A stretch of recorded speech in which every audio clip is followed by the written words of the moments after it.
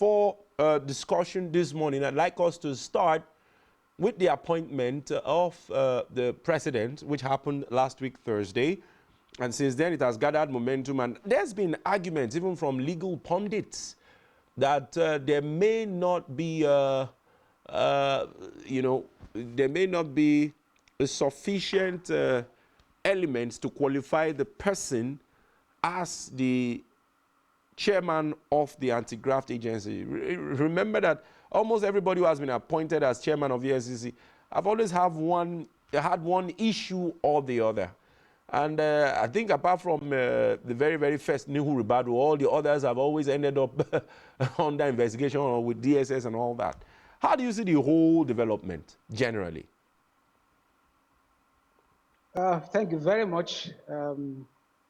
For me, the controversy that is trailing the appointment of the latest proposed chairman of the EFCC causes concern.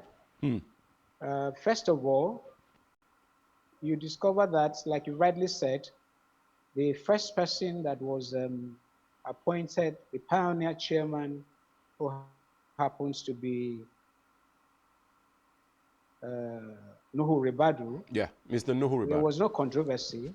He started the EFCC from the scratch, and let's give it to him. He remains one of the best, despite whatever shortcomings which are not alien to humans. And his exit wasn't based on corruption.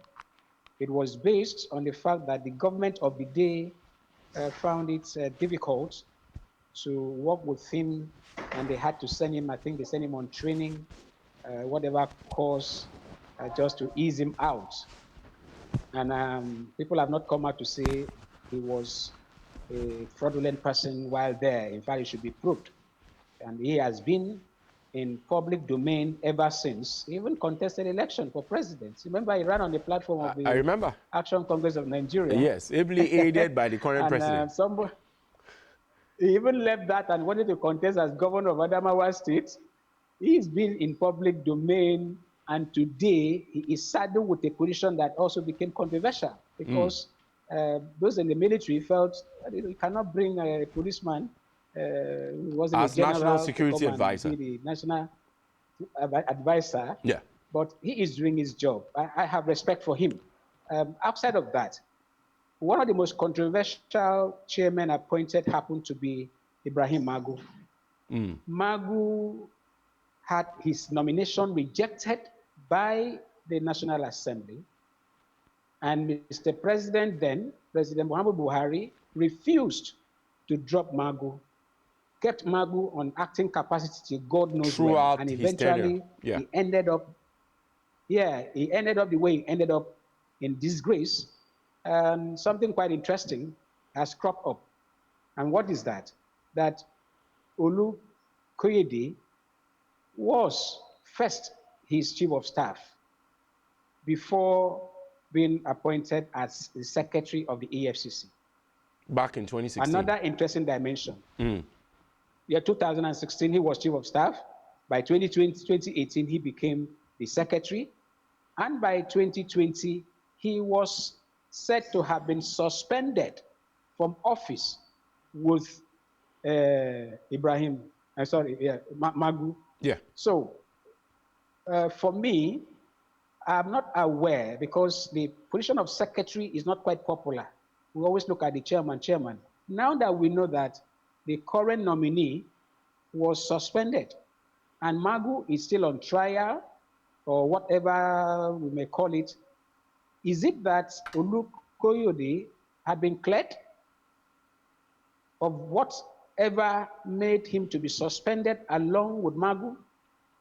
That is one question that must be asked and answer given. Yes, but one important advocacy I want to make is that henceforth, let nobody at that level, sensitive level of appointments, be appointed and he resumes work before the name is forwarded to the National Assembly, the Senate, as the case may be, for clearance.